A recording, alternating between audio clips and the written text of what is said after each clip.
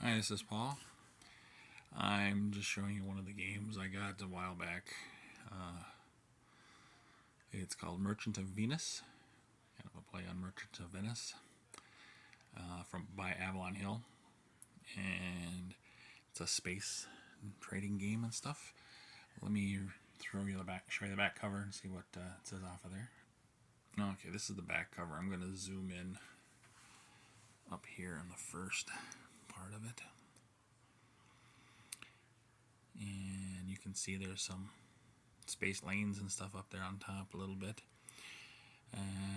Let's see, and they give a little, well, it says, once there was a mighty galactic empire, peopled by an uneasy alliance of intelligent species. Politicians schemed for power under a figurehead emperor, while warlike species kept the peace, and dozens of worlds traded in ideas, resources, and products.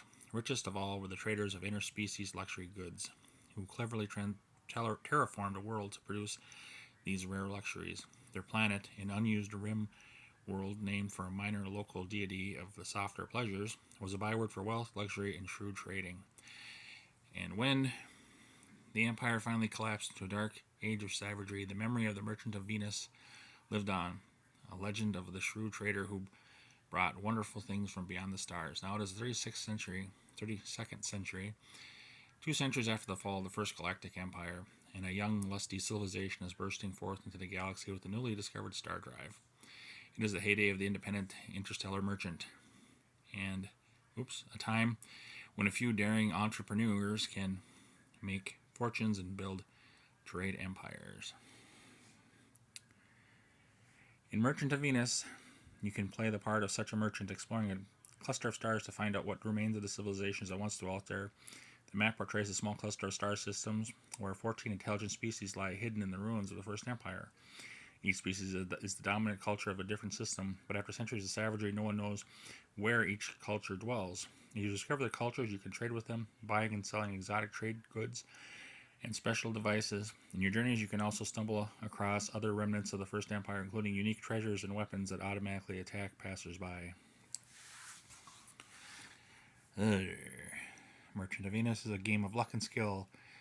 You start with a small spaceship racing to accumulate wealth by transporting, trading, and investing. You make money by buying trade goods from one culture and selling them to other cultures.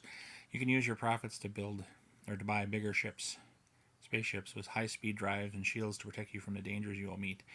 As your profits increase, you can build ports and factories to make trading more profitable. As the game progresses, profits will accelerate until one merchant accumulates enough wealth to win the game. The optional rules allow you to play a darker version of the game in which the cluster is torn with strife and warfare. These rules introduce weapons, forts, swindles, revolts, piracy, and the Rastur, an army of xenophonic megalomaniacs who are trying to conquer the galaxy. Merchant of Venus is designed with remarkable versatility. Few, if any, games can claim to be equally exciting, whether played solitaire, head-to-head, or with 3, 4, 5, or 6 players. Not only can this game claim that distinction, Merchant of Venus uses it to vary the strategy dramatically as the number of participants change. And they have a picture of some of their little tokens, or they got a lot of tokens. I got baggies and baggies of tokens. And they got the Avalon 19th from 1988.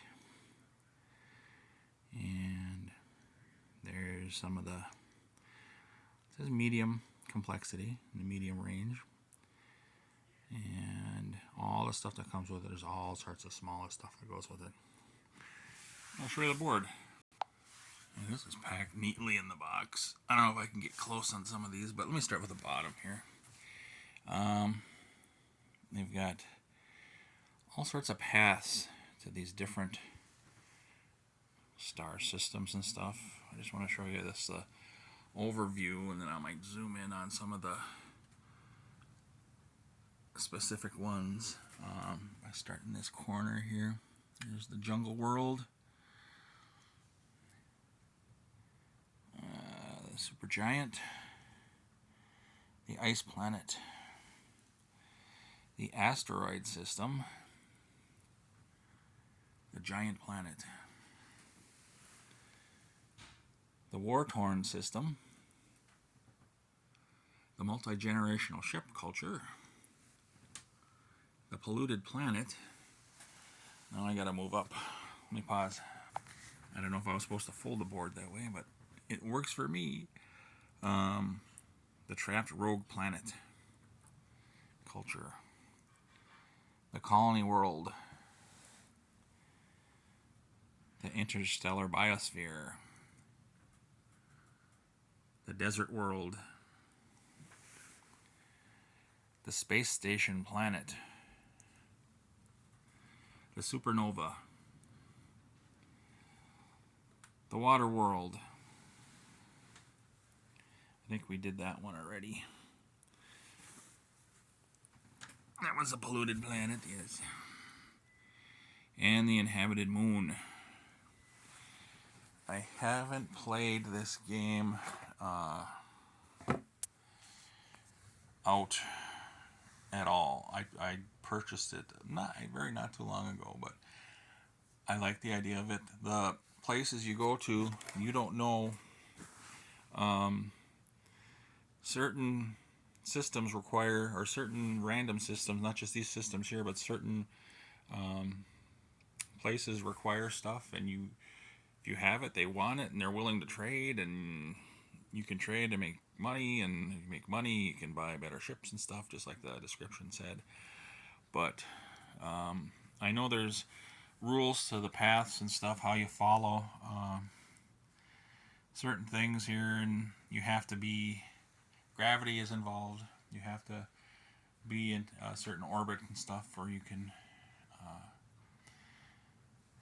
make things happen. But like I said, I haven't played it. I just thought I'd show you as a little bit of an overview. All right, bye.